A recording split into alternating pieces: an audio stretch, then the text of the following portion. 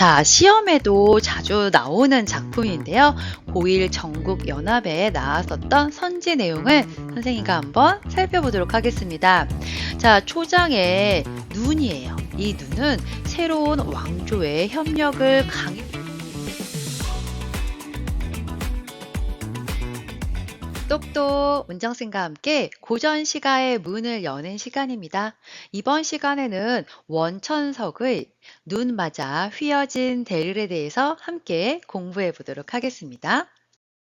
자, 먼저 이 작품에는요, 처음에 대가 있는 것으로 보아 대나무가 있겠구나라는 거를 아마 알아챈 친구들도 있었을 텐데요. 맞습니다. 눈 속에서도 푸르름을 잃지 않는 대나무를 통해서 두 왕조를 섬길 수 없다는 작가의 굳은 의지를 드러내고 있는 시조입니다.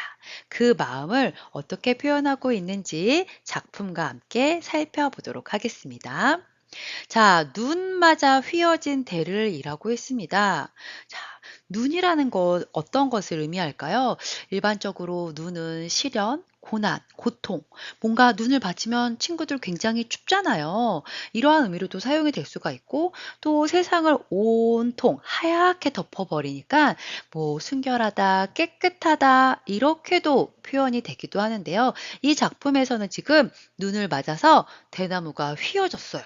자, 대나무는 푸르름을 잃지 않는 늘 항상 그 모습을 가지고 있는 지조와 절개를 상징하고 있습니다. 그런데 이 대나무가 눈을 맞아서 휘어졌다. 지금 요런 상황이에요. 자, 우리가 이걸 어떻게 표현하고 있는 걸 잘 이해해야 되냐면요. 자, 눈이라는 건 결국 시련과 고난을 의미하고 이성계 일파를 의미합니다. 자, 이것 때문에 대나무가 지금 휘어진 상황인데요. 여기서의 대나무는 지조와 절개를 가지고 있는 충신을 의미하는 것이죠.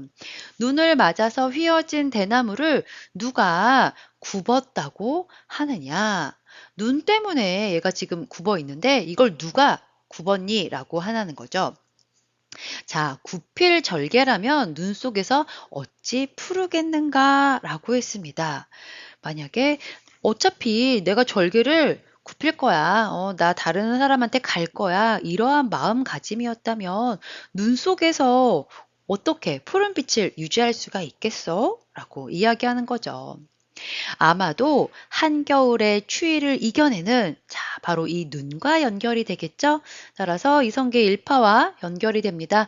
이러한 추위를 이겨내는 절개를 지는 것은 너밖에 없다. 바로 대나무밖에 없다라고 하는 걸 알 수가 있습니다. 자, 이 작품은요, 고려 왕조에 대한 충절을 다짐하고 있는 그러한 작품으로 볼 수가 있는데요. 중심 소재가 바로 이 대나무입니다. 푸르름을 잃지 않는 이러한 대나무 빗대어서 지금 대나무에 대한 예찬도 함께 할 수가 있는 걸 알 수가 있는데요. 그 대나무가 의미하고 있는 것은 변하지 않는 굳은 절개, 지조라는 것을 꼭 알아야 되겠습니다.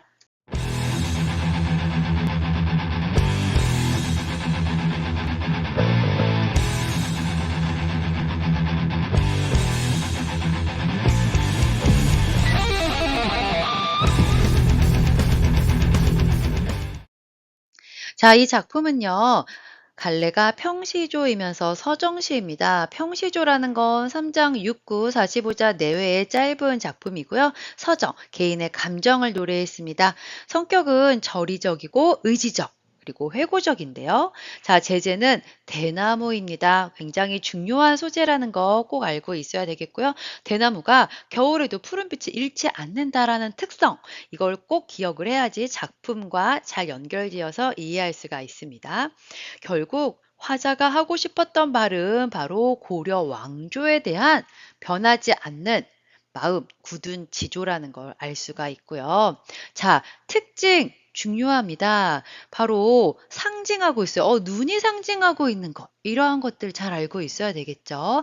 자, 그리고 서리법 알면서도 물음의 형식을 통해서 내가 하고 싶어 하는 말을 더 강조하는 걸 우리가 서리법이라고 합니다. 자, 우리가 만약에 그 작품 살펴본 것 중에서요. 중장에서 구필절개라면 눈 속에서도 푸르겠어? 거기선 안 푸르겠지만 얘는 계속 지금 푸르잖아 라고 하면서 묻고 있습니다. 이러한 거 물음의 형식을 사용하고 있기 때문에 서리법이라고 볼 수가 있고요. 또 가장 중요한 거 바로 의인법입니다. 종장에서 너밖에 없어, 너뿐이야 라고 하면서 대나무를 너라고 이야기하고 있는데요. 바로 여기에서 우리는 의인법이 쓰이고 있다라는 것을 알 수가 있습니다. 이러한 다양한 표현 기법을 통해서 작가는 이 고려 왕조에 대해서 내가 정말 굳은 지조를 가지고 있다라는 것을 효과적으로 표현하고 있는 것입니다. 자, 절의의 표현 방식에 대해서 살펴보도록 하겠습니다. 우리가 방금 살펴본 이 작품에서 충성스러운 신하는 두 명의 임금을 절대 섬길 수 없다라는 이 지조와 충절을 담고 있는데요. 우리는 이러한 노래를 바로 절의가라고 이야기를 합니다. 그런데 이러한 화자가 가지고 있는 절이라는 것을 효과적으로 표현하기 위해서 이 화자는 이미지를 가지고 왔습니다. 어떤 이미지인지 볼게요. 전통적으로 충신의 지조와 절개를 상징하는 대나무의 이미지를 활용하고 있습니다. 그래서 추운 겨울에도 푸르름을 잃지 않는 그러한 모습, 이것을 가지고 온 거죠. 이러한 이미지를 활용을 해서 바로 자신의 절이 나는 절대로 변하지 않을 거야. 추운 겨울에도 변하지 않는 대나무처럼 나는 변하지 않을 거야. 이러한 절의를 매우 효과적으로 표현하고 있는 작품이라고 볼 수 있겠습니다. 자, 시험에도 자주 나오는 작품인데요. 고1 전국연합회에 나왔었던 선지 내용을 선생님과 한번 살펴보도록 하겠습니다.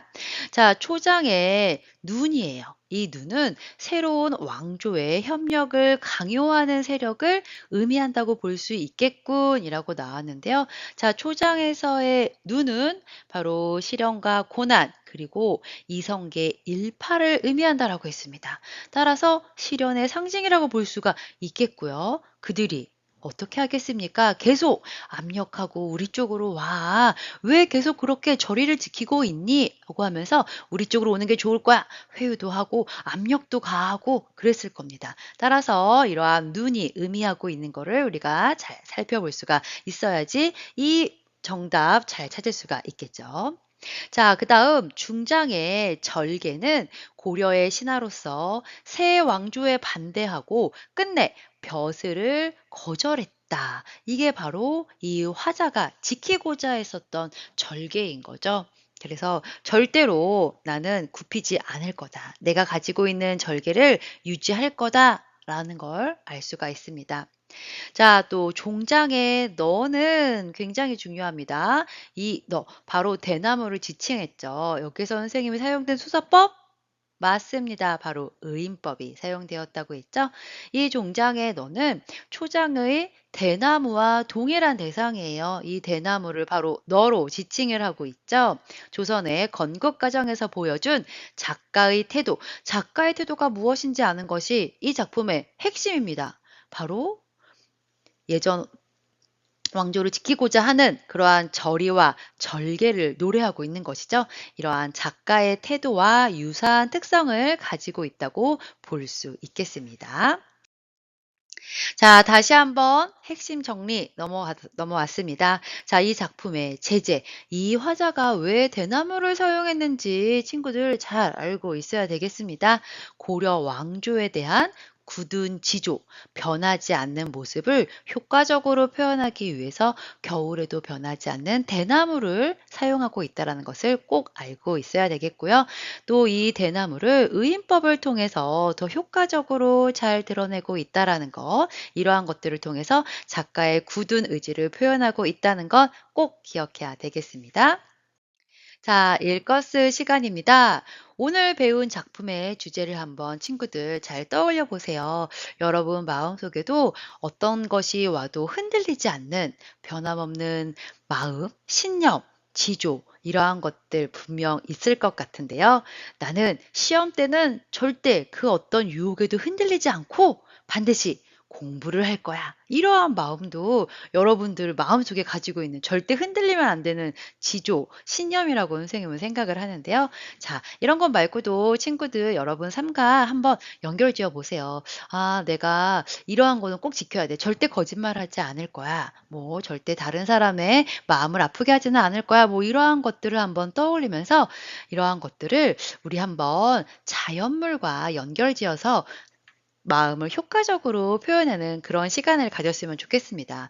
아니면 또 우리가 오늘 배웠던 의인법을 사용을 해서 그 마음을 효과적으로 드러내는 것은 어떨까요? 이러한 표현을 써서 시조를 쓰고 낭독하는 것으로 오늘의 일거수 시간을 가져보도록 하겠습니다. 자, 오늘 수업은 여기까지. 여러분들의 꿈을 향한 문, 똑똑 문정쌤이 항상 응원하겠습니다.